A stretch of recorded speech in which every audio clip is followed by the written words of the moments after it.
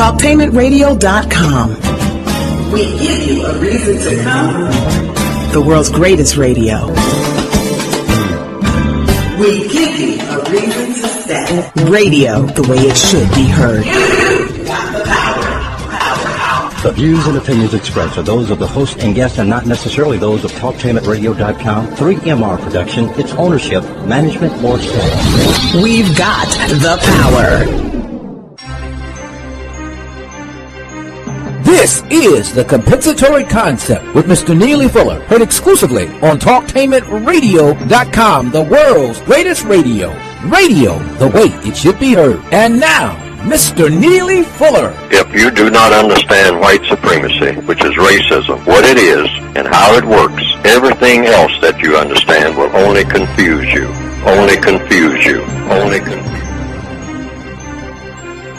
This is the Compensatory Concept with Mr. Neely Fuller Jr., heard exclusively on TalkTainmentRadio.com. Radio, the way it should be heard. Of course, every week, joining me every week at this time is Mr. Neely Fuller Jr., the author of what we call the most definitive works on the question of racism, race, all of those matters in regards to race and race relations, everything. And in that, he looks at race and he looks at other issues from a racial perspective, giving us an idea of things and the way that they are, or giving us a whole new way to look at the things that we thought we understood. And it changes the whole concept of what we're dealing with. The Supreme Court is hearing what some are calling landmark cases. Others say it's just the way things are starting to move. But we're going to busy ourselves with looking at that from a racial perspective and trying to get a sense of what's happening here. Something called gay marriage. Now, what's so interesting about this is the language. First, it was homosexual. And then people will call you, if you're against that, they'll say you are homophobic. And I still don't know what that means. And when you begin to react to something and you don't know what it means when you react to it, then it creates a major problem for you. So what we are doing is trying to stay focused and not overreact to anything. And then the word changed from homosexual to gay. Well, when you look up the word gay, the original meaning or the meanings that were used early on for gay were somebody who wanted to be happy, somebody who enjoyed life, somebody who had a carefree. They just felt happy. Now, who could be against somebody who wants to be happy? So then now we get another term called same sex. And if somebody's against same sex, they're condemned. Well, think about this, if you will, for a moment. Well, wait a minute. I love my brother. My brother is the same sex. I love my father. My father's the same sex. I'm sure that women who have mothers, they love their mothers. They're the same sex. They love their daughters. They're the same sex. You have children. You love your son. He's the same sex. So it gets confusing.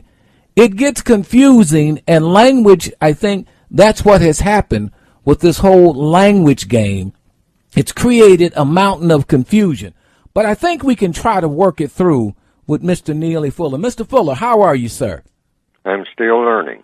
Mr. Fuller, the confusion of the words surrounding this whole thing of people who want to get, even the term marriage, all of this stuff is confusing to a lot of people. And they're just sitting there saying, what the heck's going on?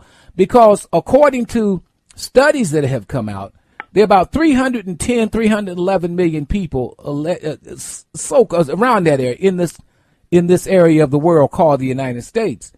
But if you look at the number of people who are classified as, if we use the term homosexual, that number is, it's just barely above 5%. Now, and this was based on the estimation of people that they assume are even in the so-called closet. And so their best estimate of this total number is about 6 to 7 million. Now, if you got 300 million, 10% would be 30 million. All right. If you've got 5%, that would be 15 million. So if you're at 6 to 7 to 8, maybe that we'll be generous and say maybe 9 million, you're still below 5% of the total population.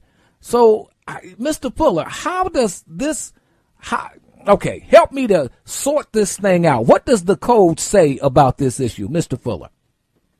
Well, it says, for one thing, it's a question, an ongoing question. Everything in the universe is supposed to be either constructive or non-constructive. Everything that people do. People do have a brain, they have a body functions and whatnot that go with the brain, and they're supposed to be synchronized so that you get the best, most constructive results, whatever those most constructive results are supposed to be. And you got 9 areas of activity: economics, education, entertainment, labor, law, politics, religion, sex, and war. And these are the 9 areas that people engage in, and all of them are interactive. What happens in the area of religion will affect what happens in the area of education. What happens in the area of education will affect what happens in the area of labor. What happens in the area of labor will affect what happens in the area of economics. So the 8th area of activity is sex. Sex is the second most powerful motivating force among people, other than just basic survival. Of course, people have to survive in order to be able to do anything. But sex is the second most greatest motivating force. Factors that are associated with sex. People are interested in sex all the time. Books are written about sex. People are trying to dissect sex and trying to figure out all of the sexual motivations. There are TV programs on sex and movies written based on sex. Interaction between people based on something called SEX. And then the first motivating force among the people on the planet right now is the system of white supremacy. So when you have race, something called race or racism, which is what the system of white supremacy is, and you have sexual factors involved in that, you have the 2 most volatile motivating forces among the people of the known universe. According to what? According to logic. And so what people do sexually and what people do when it comes to what you're going to do about color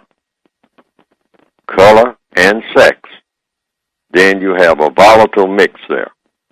So this is always a perennial question. What are people going to be doing from one minute to the next when it comes to something called sex and race? And then you add into that something called, quote, unquote, homo sex, then that makes it even more volatile and more questionable. It raises a lot of questions about what the effect is going to be when you have this volatile mix. And what you mean by effect is how people are going to react to the existence of something called racism and sex, or race and sex. And so that's what we have on the plate now. And so we got a lot of questions that are being raised, and everything in the universe is questions and answers in order to get something done. There are always plenty of questions and not enough answers. Always. And this is why we have a non-constructive world, because we have more questions than we have constructive answers to those questions. So when questions are raised, you want all of your answers to be constructive, so that when people act on the basis of the answers, you have a constructive effect.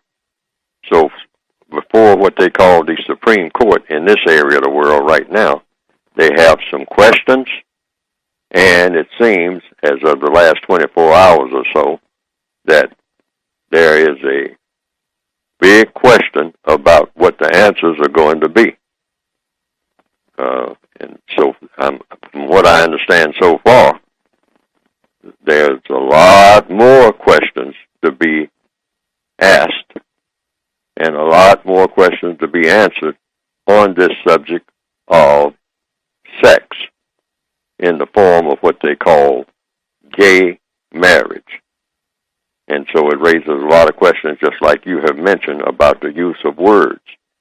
We have something called gay. What does that mean? You have something called marriage. What does that mean? Because it seems like the whole idea of what they call marriage is going to change now for everybody in the world. It's going to have a different meaning altogether, or maybe no meaning at all. It may come to that. It may be that there's no such thing as marriage. It may come to that. We don't know. That's why we have a lot of questions. And then we got another factor in there that's been mentioned. And you mentioned it too. Another word, love. What is love? What exactly is love? What exactly is not love? And then you have love, marriage, sex, gay, non-sex, homosex, transgender sex, and then it seems like the trans part is beginning to blend into all kinds of trans this, trans that, trans, how many trans can you have? And what do all of these trans mean? Trans back and forth and back, up and down, where are we going? And in order to arrive where? Someone said happiness. Someone said expressions of love. But then it gets into, like you just said in the introduction to the program, what do these words mean? And right now on the burner is, what does marriage mean? What does gay marriage mean? What does non-gay marriage mean? What does gay mean? What are we talking about? What's going on here? According to whom? So you got different perspectives. Depends on who's talking. Someone is after something. And when you mix in, like I said, it's definitely always there, something called race. Now you have a lot of questions that have to be answered, and answered very thoughtfully and very slowly and very, very, very, very, very carefully. Because otherwise, you might have something that is really, using another word, super undesirable. Because I think, Mr. Fuller, what you're asking is, okay, if we're going to redefine this thing called, this word called marriage, then what does that open itself up to? I mean, in 10 years, will it be illegal to marry animals? In 10 years, will it be legal to marry robots? Because that's what's coming next. How far is this thing? If you read guys like Ray Kurzweil, I believe Kurzweil, and guys like that, and Dave Levy, and all these people, they are projecting in the next few years that love and robots. I mean, so what is this opening the door to, I guess, becomes the question. And how does that impact race relations or race issues as we know it? Mr. Fuller. Well, the books that I've written is based on what I call the United Independent Compensatory Code System concept. Now, that means that you compensate for what you don't know by learning what you should know. And then you try to codify everything that you learn so that every time you say something or do something, you get the most constructive result. That's the basis for the concept. So in the last 48 hours, I have tried to come up with, since everything is based on questions and answers, so that you can find out whether or not you can get a result that's going to be constructive and not non-constructive, then I tried to come up with a codified question. See, because if you ask the correct questions, presumably you'll get the correct answers, and then you can get the correct result when you act on the basis of the answers that you got by having raised the correct question. So I'm saying the supreme question about race and sex, because that's what my book basically is about. It's about race and racism in the form of white supremacy. So when you put in a sexual element there, and I say the race problem is the greatest problem that we have on the planet. So you can't straighten out anything dealing with sex unless you solve the problem of race. That's the presumption anyway, according to what I have written in the textbook for victims of white supremacy. So I'm saying the supreme question about sex and race, and I even put a question mark behind that on account of I added the word supreme. Is this the supreme question? See, if you're going to solve a problem, you go to the supreme question. So you go to the supreme question about race and sex, because that's eventually what you're going to have to consider. You're going to have to consider how race figures into all of this gay rights movement, as it is called, since racism is still the greatest motivating force among the people of the planet. You can't rule out the element of race. So the supreme question about race and sex. So I tried to formulate one this morning because I'm supposed to be in the business of codifying things. So you go right to the heart of anything that comes up and do it instantly. Do it as quickly as possible. Go right to the heart rather than keep dancing around. So I formulated a very long question here. And that question so far is as follows.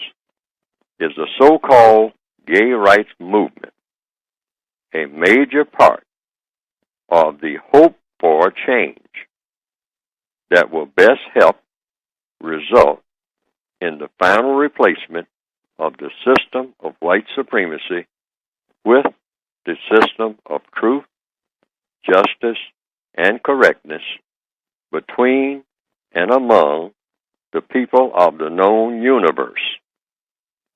In other words, is the so-called gay rights movement a major part of the hope for change that people have been looking for and working for, they say, in replacing the system of racism with the system of justice? Can the gay rights movement do this? Or, and this is a big or, is it another cleverly designed part of the white supremacist conspiracy to continue producing greater confusion, pitiful behavior, and monstrous destruction between and among the non-white people of the known universe? And this should be the question, in my opinion, that should be asked in all of this discussion. Should be the central question that non-white people, black people, who seem to be in a quandary, who seem to be kind of running around in circles on this matter, and some of them, many black people who are just kind of in a querulous mood of not saying anything about it at all, one way or another. Appear to be baffled.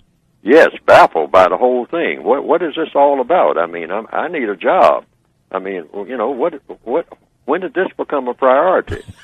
You know, I need a roof over my head. I mean, my daughter's being shot down in the streets when she goes to school and when did this become the most monumental, earth-shaking priority among the people of this universe?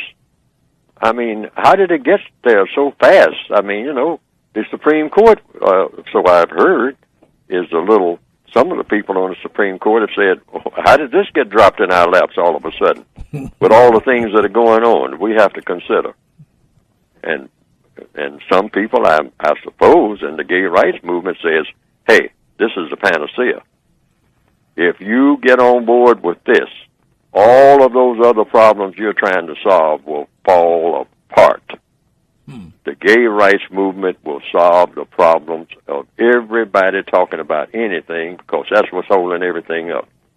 We need more gay rights. If we get gay rights, everything else will fall in place.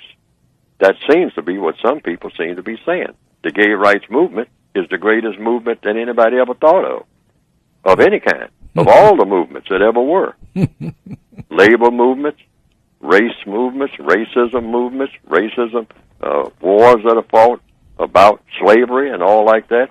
Hey, get on board with the gay rights movement, and everything else will fall in place. That seems to be the implication. It's not being said like that. Well, the way they're rushing it seems to be that, hey, we don't have time for other foolishness. Let's get gay rights, and everything else will be wonderful, because the gay rights movement is the seed of bringing about the changes that the world really needs, more than anything that you can ever consider. That seems to be the basic subliminal message. So if that's true, if it's so monumental, we definitely have to consider race, because nothing upstages race. Nothing. No concept has ever been conceived in the minds of people. No religion is greater than the religion of white supremacy. So when you mix something that's supposed to be powerful as the gay rights movement with the concept of white supremacy, when you mix those two, what do you get? That's the question. Are you going to get something constructive or non-constructive, particularly for most of the people on the planet who are classified as non-white?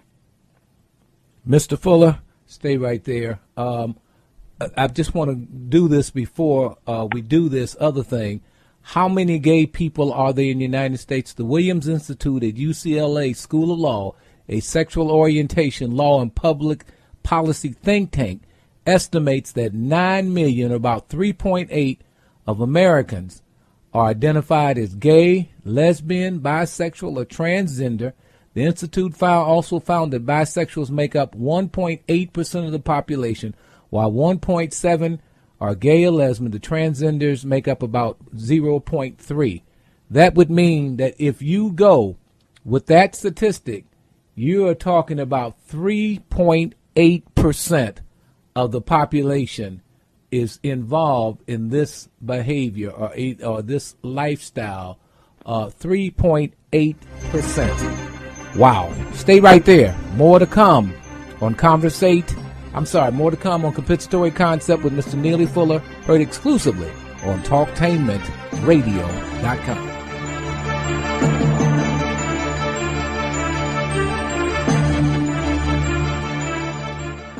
This program is brought to you by ClaySpace, a passion for pottery, art for the soul. 614-449-8144 or clayspace831.com. TalkTainmentRadio.com is now more listener-friendly. We've categorized the programs that air on Talktainment Radio. Friday, comedy and Showtime entertainment. Classic television theater. Reverend Peterman, uncensored. Brown sugar on sports. Go to TalkTainmentRadio.com and click on programs for times and podcasts. Click Listen Live for current programs being aired. We are the world's greatest radio. Radio the way it should be heard. The United Independent Compensatory Code System concept by Neely Fuller is considered as one of the substantial and basic books for understanding and effectively countering racism. Neely Fuller will turn upside down everything you've heard and everything you think you know about racism and how it works. Call area code 202-484-5461. 202-484-5461.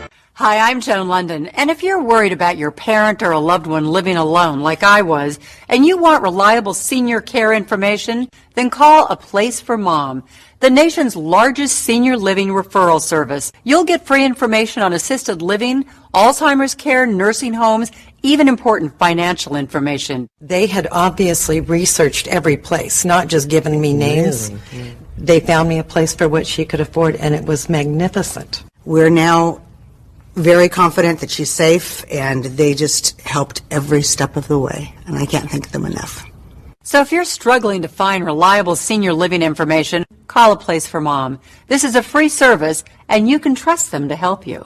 If you're struggling to find reliable senior living information for your mom or dad, then call or go online to get the free help you need during this turbulent time. Call now, 800-371-5898, 800-371-5898. I'm Tammy Rager, host of The Now Age and numerologist to the stars. I've got your lucky numbers on Conversate the AM on Mondays, Wednesdays, and Fridays at 9:11 a.m. Make sure you tune in for your lucky number.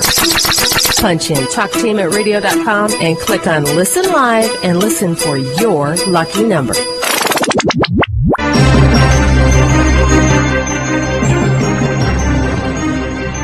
This is The Compensatory Concept with Mr. Neely Fuller Jr., heard exclusively on TalkTainmentRadio.com. I'm Brother Kahari, sitting in every week with Mr. Neely Fuller. You can get Mr. Fuller live every Wednesday morning, 10 a.m. Eastern Standard Time. So if you're on the West Coast, that means you get up at 7. You could hear us live. Or in Central, you would be, I think it's 8. So, but if you can't catch us live, you can always go, and thousands of people have. You can go and do podcast page. You can go to the page and all of those kinds of things, so that you can hear exactly what's going on with the compensatory concept. But you go to TalkTainmentRadio.com, look for programs, click programs, and you'll see compensatory concept, and boom, hit that, and then past programs that we've done will pop up, and you'll get a chance to deal with that. Mr. Fuller, before we go any further, tell us the names of your 2 definitive works and where we can go to get copies of them. Mr. Fuller. Well, the basic title is the United Independent Compensatory Code System Concept. Now, the basic title is explained in the book itself, but a subtitle is more explicit. It's a textbook, workbook for thought, speech, and/or action for victims of white supremacy. White supremacy and racism being the same, and that's explained in the book too. And there's a addition to the basic book that's called a Compensatory Counter-Racist Codified Word Guide. And that's a book that's designed to show you what words to listen for, like even the terms love and the terms marriage and whatnot. When people use them, what are they talking about? And you want to look at that. And it just kind of gets you in a frame of mind where when people use words or throw words around, like many people do all day long, people are using words. Words are communication tools. That's what they are. But people are not communicating very well, even though they have all kinds of mechanical devices that's supposed to improve communications. Communications are not being improved. Everybody's talking, but no one seems to be understanding what the other person is saying. So the way to alleviate that is to ask questions about the use of words, how words are used, not just some words, every word. If someone says marriage, if someone says love, halt them right there. Say, what are you talking about? What is marriage? What is love? What exactly is love? How do you know when someone really loves someone? Do you have a measuring stick for it? Do you have a list of characteristics that will say what love really is? Or is it just something that people just say? I mean, like a person standing in front of a judge will say, I killed her because I loved her. And then the logical question then would be, what do you do with people that you hate? See, so that's just one word. But not to digress too much, I'll tell you how to get the basic book and the additional word guide, and that is go to your computer and put up the word producejustice.com. Those words, producejustice.com.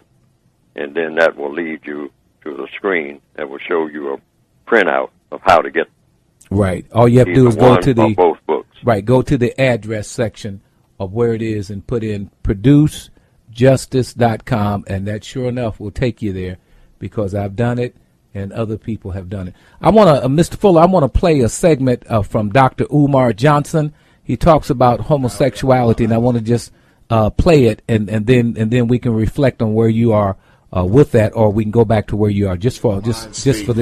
Also gay physicality wise, I would agree that there's something different in the mindset and psychological environment of someone who is homosexual or lesbian. I treat homosexuality and lesbianism as a mental disorder, which is what it has been for all of African history, and for all of American history up until 1973. Homosexuality was listed in the Diagnostic and Statistical Manual of Mental Disorders as a mental disease in this country up until 1973, after the Rockefeller World Population Council and Planned Parenthood International, the same Planned Parenthood that is giving black women abortions all across America, okay, is also the same Planned Parenthood that also contributed to the brainstorming and think tanking that went into using homosexuality as a population control strategy in the black community. And in 1972, the Rockefeller World Population Council, with influence, with some coaching by Planned Parenthood International, decided that it would be best if homosexuality would no longer be treated as an abnormal condition, and that it be propagated in the black community as a healthy lifestyle choice. That was in 72.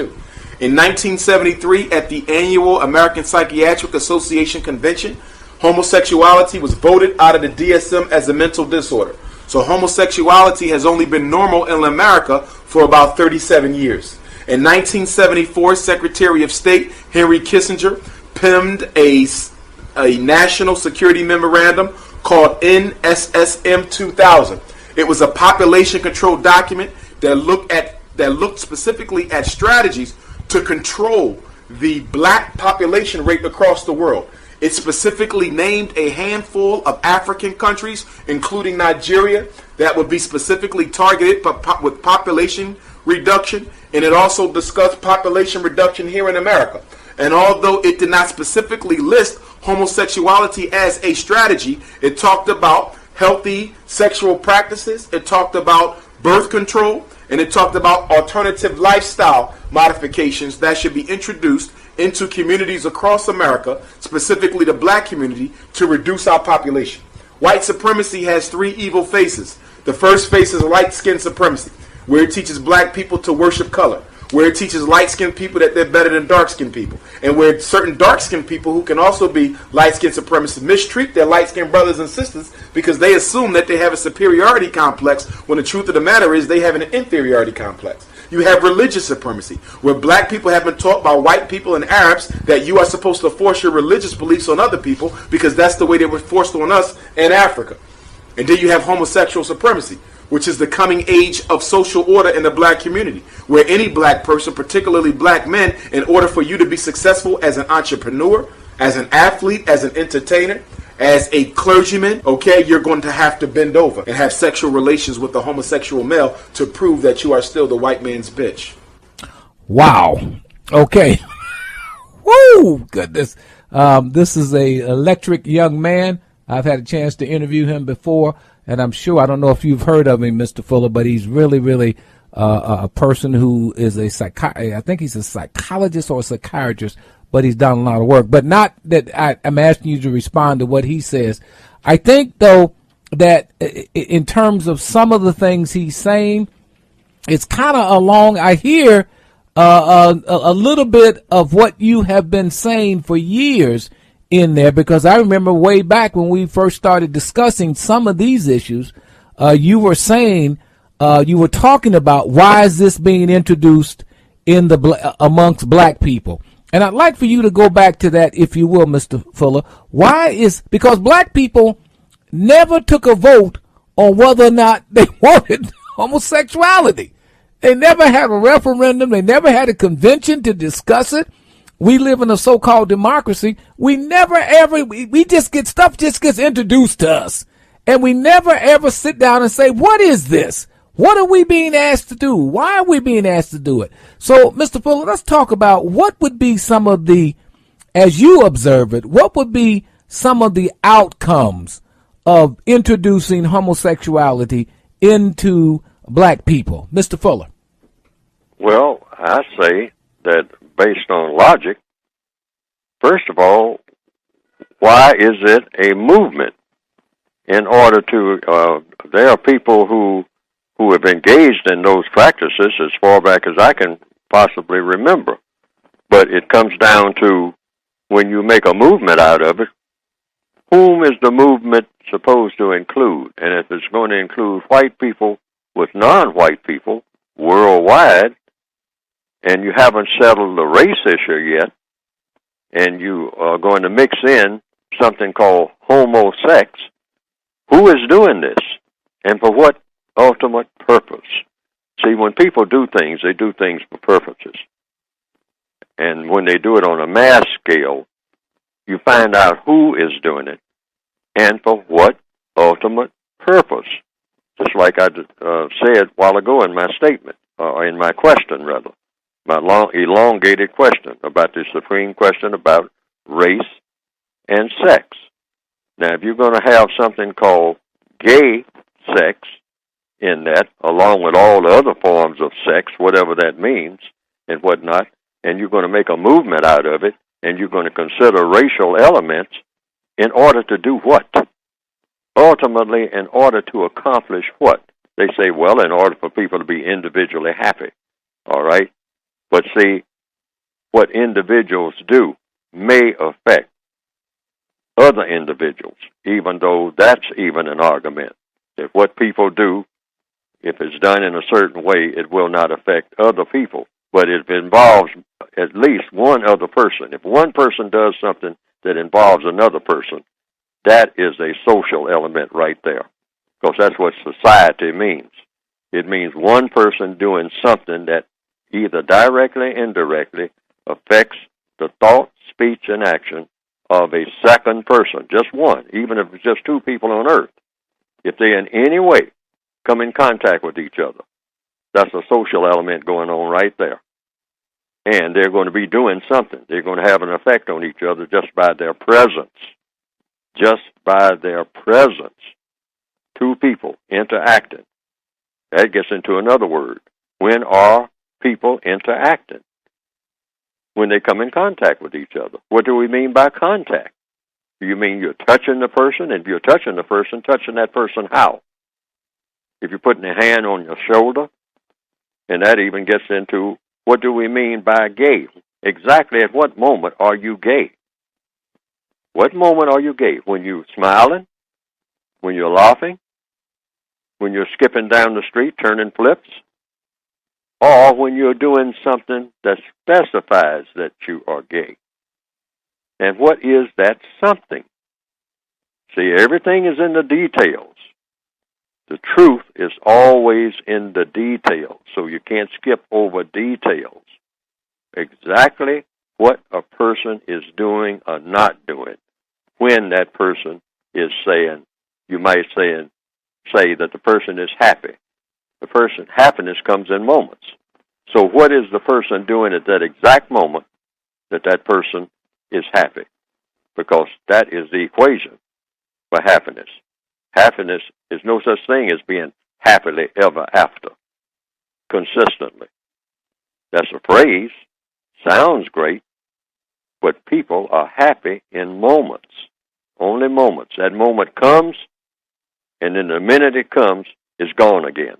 And then it'll come again, maybe 3 seconds later, maybe 10 seconds, maybe 10 years, maybe 10 moments.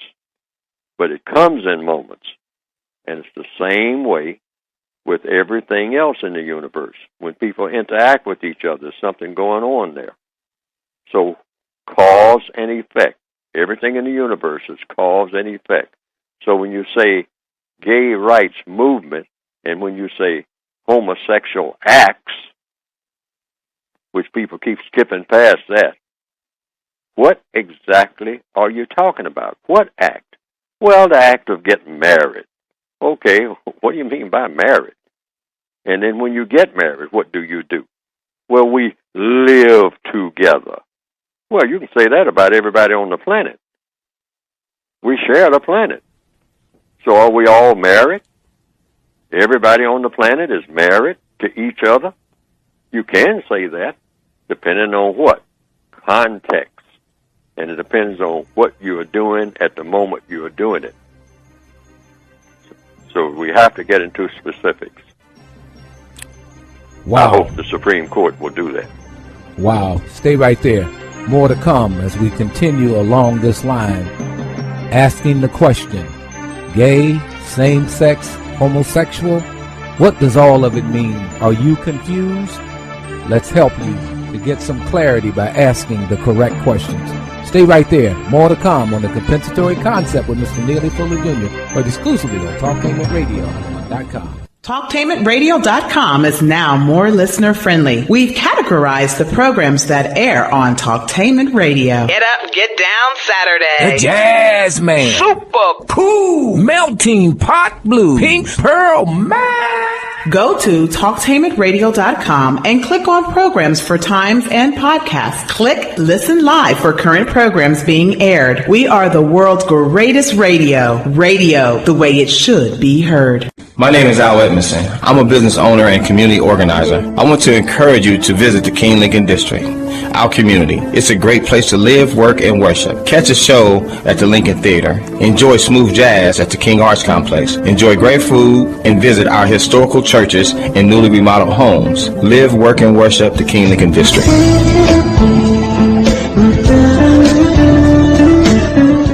Hey, can I tell you something? Sure, what is it? I want to tell you about someone being cyberbullied. What is cyberbullying? Cyberbullying is when someone is being bullied over the internet and this person can't take it and is thinking about suicide. Have you told someone? No, I haven't told anyone but you. It's not my business, is it? Yes, it is. Tiberian says it's okay to tell the proper authorities. You must tell. You're right. It is okay to tell, and I might even be able to save her life. Good, because if you don't tell, I will, because cyberbullying is abuse. Thanks. I'm going to tell now. In 50 feet, turn left.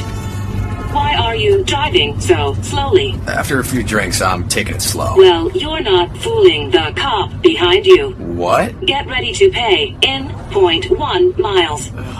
Getting pulled over for buzz driving could cost you around $10,000 in fines, legal fees, and increased insurance rates. Nothing kills a buzz like getting pulled over for buzz driving, because buzz driving is drunk driving. Brought to you by the National Highway Traffic Safety Administration and the Ad Council. The women we love, the women who love us, they are dying. Heart disease is our #1 killer, taking more lives than all forms of cancer combined. But we have the power to save those lives, our lives, because the greatest force for women is women. It's time to stand together, to fight harder, to shout louder. It's time to go red for women. The United Independent Compensatory Code System concept by Neely Fuller is considered as one of the substantial and basic books for understanding and effectively countering racism. Neely Fuller will turn upside down everything you've heard and everything you think you know about racism and how it works. Call area code 202-484-5461. 202-484-5461. I'm Tammy Rager, host of The Now Age and numerologist to the stars. I've got your lucky numbers on Conversating the AM on Mondays, Wednesdays, and Fridays at 9:11 a.m. Make sure you tune in for your lucky number.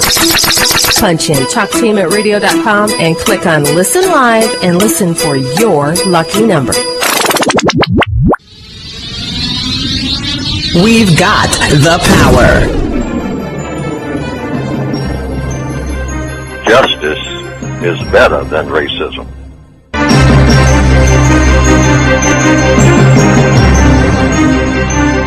This is the compensatory concept with Mr. Neely Fuller Jr., heard exclusively on TalkTainmentRadio.com. Radio the way it should be heard.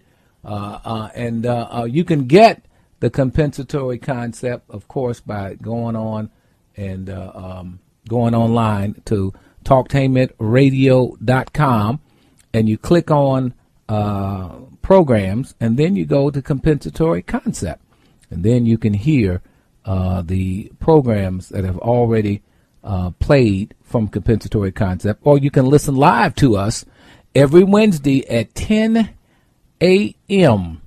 Eastern Standard Time, as many of you are now doing, listening live. So if you want to call in and join the conversation, you can. 1-877-932-9730. Oh, goodness gracious.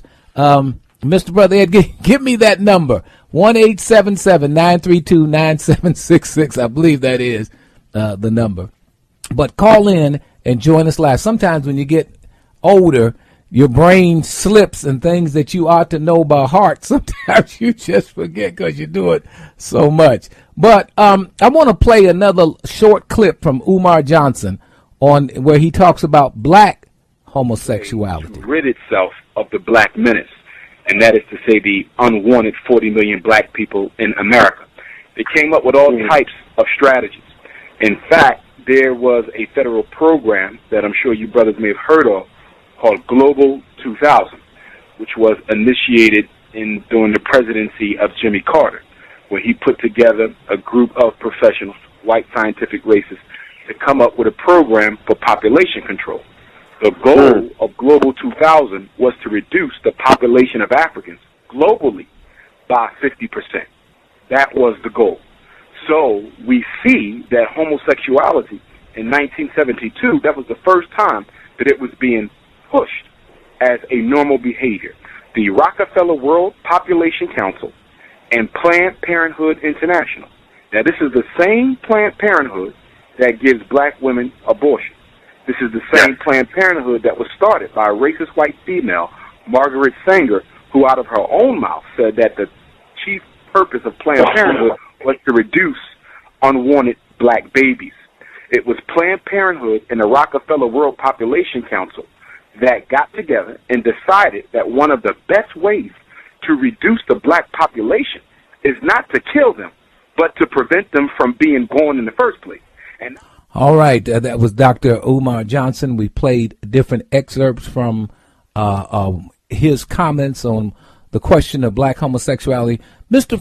Fuller, incarceration, the heavy black incarceration. What role has this played, in your opinion, in the growth of homosexuality amongst black males in particular? Well, everything that the white supremacists do, everything that happens to black people in the system of white supremacy, and all black people on the planet are subject to the system of white supremacy. Let's get that straight right out of the gate. So everything in all 9 areas of activity, which means the area of activity, number 5, called law. And that is, law will take in who goes to jail, who doesn't, and for what, and when, and for how long, and what the punishment will be, and what the circumstances will be. So when black people are put into a jail situation, a part of what you might call mind control, and you can control people's minds in sync with their bodies and whatnot, is to have black males become effeminized. So when you get them into the jail system, they have this urge to have sexual intercourse, so not having females available for that, for the most part, in most prisons throughout the entire world, then the black male, having all of this sexual force, will have a tendency to try to pretend that another male is a female. So then they will go through the motions as if that other male is a female. And so the white supremacists know about that, so therefore they plan for that, and they encourage it.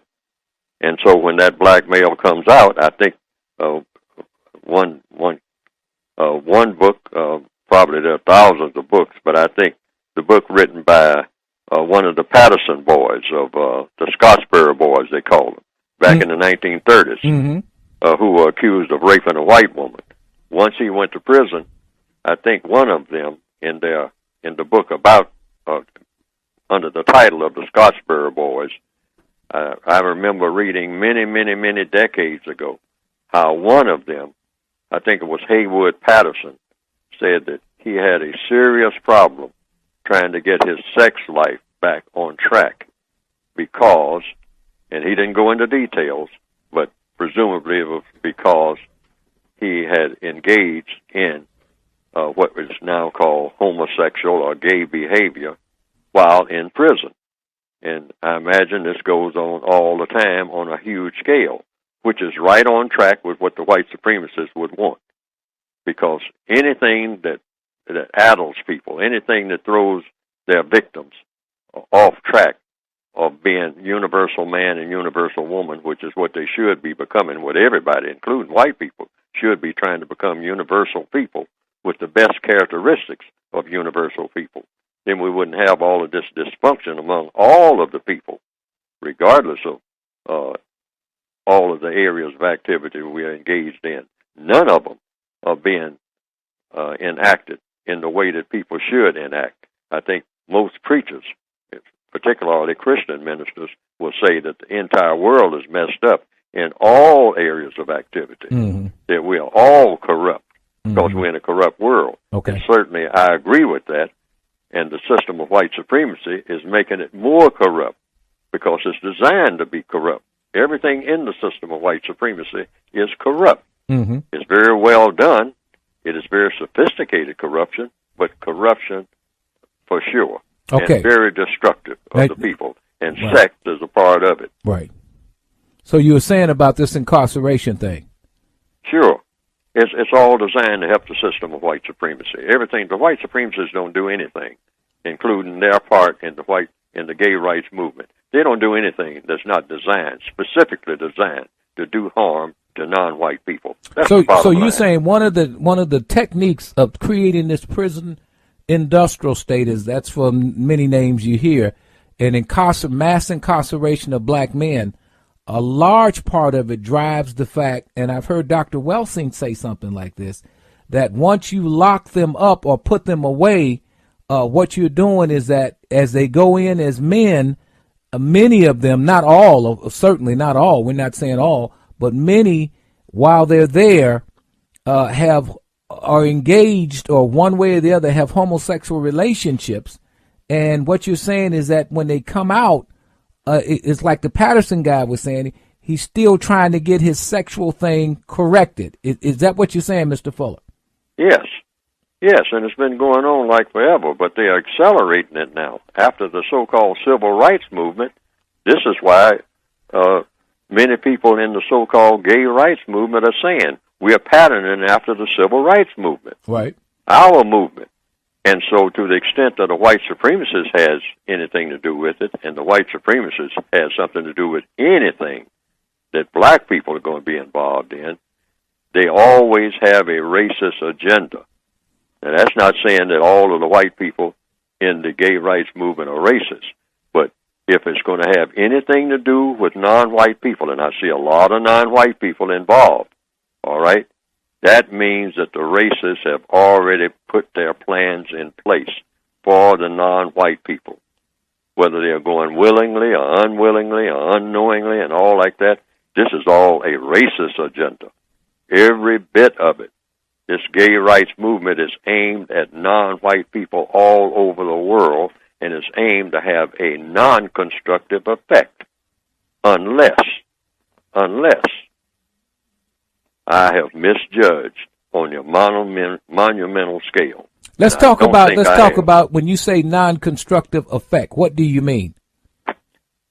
Well, anything that the white supremacists do, even when you can't see it right immediately, anything that the white supremacists do that has anything to do with non-white people, I don't care how they start out. They start out with all kinds of words saying that it's improvement. Anything that they do when they come among non-white people, and history has shown this, has not been an improvement. They'll either mess up your mind or your body or both. And they'll always do it with one thing in mind, subjugating and mistreating non-white people. Those two things, that's what they're intending to do all the time. I don't care how they approach you. They'll say, well, look, you should be a part of the gay rights movement. After all, you are gay, and so why not be a part of the gay rights movement? Okay, so you say, well, what's that? Well, that's going to be an improvement over the situation as it is now. But if it's a white supremacist talking to a non-white person, it's not going to have an improved effect on the existence of the non-white person and people on this planet, because a white supremacist does not do anything among non-white people that's going to be, in the overall sense of the thing, in the big picture, an improvement. It's all designed to mistreat and subjugate. Those two words, just keep that in mind. Subjugate and then mistreat. And you can mistreat people in all kinds of ways. You can mess up their minds. That's mistreatment. Anytime you get a person's mind all turned around, anytime you tell a female that somebody made a mistake, you should be a male, and you drum that into the person's head. If you do an animal that way, you may not be doing that animal a favor, okay? And if you catch them early enough, like some people in some religious orders, try to catch them early. Try to catch them early. When you're going to subjugate and mistreat, catch them early. Plant it in their minds so that the mind is out of sync with the body. So what the white supremacist agenda is at this point, according to the evidence, using what they call degenderized circumstances where gender doesn't matter, they're telling many, many non-white people that the female should be males and the males should be females. Mm-hmm. Now, the only reason they do that is to create what? Confusion. Because when you have people confused in any area of activity, you can always subjugate them and mistreat them. That's an easy way to do it. Confuse the people's minds and you got them. See, you can lock up a person's body with chains, but then you got to stand over them all the time with, because they got on chains. You got to see to it that the chains stay there. And, you got to stand over them with a gun. You got to worship a gun so that you can stand there and threaten them with death if they don't do what you say. But when you get in their minds and twist their minds around in all areas of activity, in economics, in education, in entertainment, mess up their minds when they entertain each other, so that anytime they entertain each other, it winds up being destructive.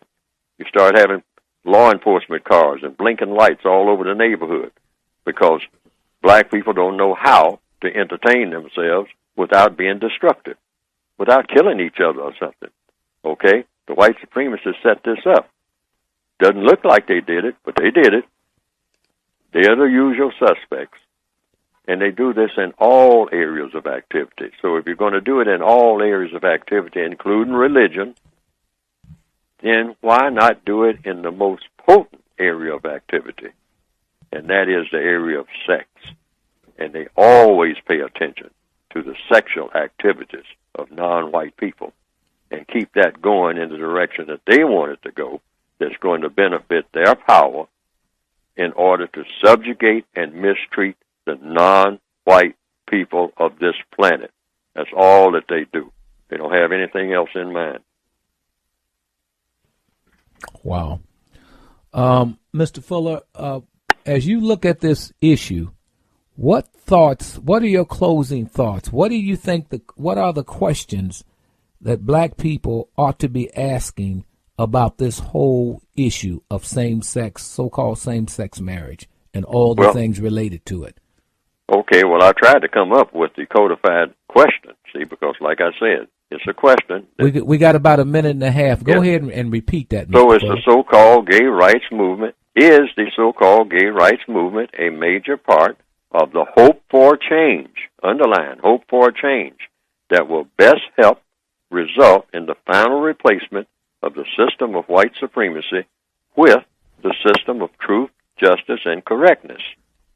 Or is it another cleverly designed part of the white supremacist conspiracy to continue producing greater confusion, pitiful behavior, and monstrous destruction between and among the non-white people of the known universe?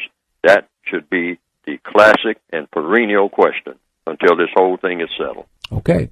Mr. Fuller, thank you. We look forward to talking to you again on Saturday on another show I do. And this is going to this issue is just beginning to hit, and it could have tremendous ramifications if we're not on top of what's going on. Mr. Fuller, thank you so much. Thank you for inviting.